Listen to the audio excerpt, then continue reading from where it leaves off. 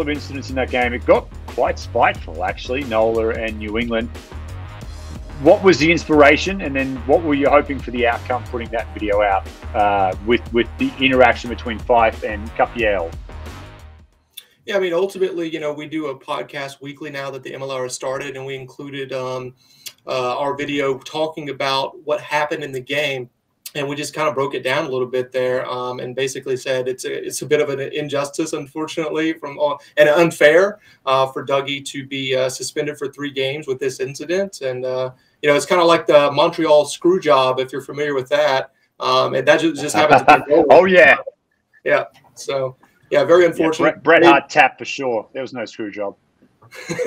Dave, you want to break this down here? There was just a lot of buzz on social media around the match. It was very chippy, as you said. People, as soon as they heard Dougie Fife had been cited, people started asking questions. Well, what about this guy at this moment? What about this over here?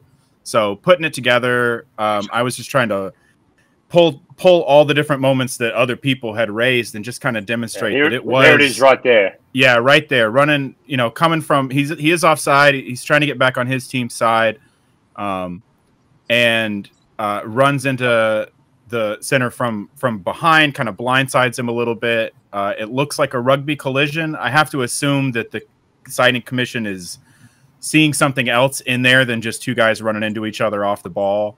It's right there on the tape. Anybody watching the match can see it. So I think the biggest thing that raises questions just about the communication and the process around the citings. Is there an appeals process? How are these decisions being made?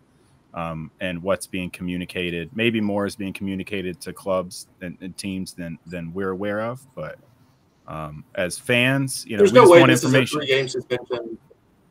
Yeah, there's just no way that this is a 3-game suspension. I mean, if you have a hammer, everything looks like a nail, right? So this is just like it's unfair. Yeah, we got Brittany out. We can get Dougie Fife out as well. Hey, we're going to bring in Ryan Ginty now. Ginty, now you actually had a chance to dig a little deeper into the Fife gate, the scandal around Dougie Fife's suspension. You reached out to people inside the league to talk about the decision, how it was made, and what basically ended up potentially looking like a 6-week suspension coming down to a 3-week suspension. Yeah, you're on mute. So maybe unmute. Okay, now I'm off mute now. Technology. Okay. Just got to make sure that the producer's not coming in as we do it. All right. Well, I think like one of the big things about this, when I first saw this and Dougie Fife like suspended for 3 weeks, I'm losing my mind here. I'm like, this is absolutely ridiculous. Last year you had an unnamed warrior going out decapitating people on a weekly basis, and nothing happened. But I thought it was interesting hearing these gentlemen talk, and specifically they were wondering, is there an appeals process? What happened? How did this come about? And like you said, I did get to talk to one of our inside sources, and after talking with them, I kind of understand where they're getting at. I understand this, and I'll just relay a little bit about what was said. It would ultimately come down to Rule 9.12. There is an independent citing commissioner this year for each game in Major League Rugby. So every single game, there is somebody that is paying attention to it, that is going back, and that will look at the footage, which is something that wasn't last year. Last year, it was a team review. So what happened is that you would have to say, hey, I feel like I was hard done here. Here's the video evidence. There needs to be a review.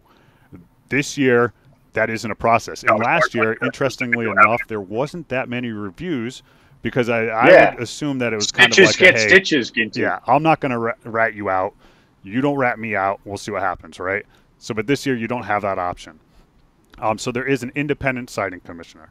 One of the things that went in is that Dougie Fife went direct to the head with the elbow, right? And that elbow at entry point, by the way that it's stated, is a 6-week mandatory suspension and automatic red card. So by the letter of the law, that is what happens. Whether we think it's fair, whether we think it's illegal or not, that is it. He got 3 weeks because what happened was that the Free Jacks accepted the ruling. They accepted the ruling. They didn't want to fight it. They didn't want to have to go after it and then possibly risk that 6-week suspension. As it's written, we can only cut sentences in half, right? And the biggest thing out of this is that intent does not make anything. It is a result-based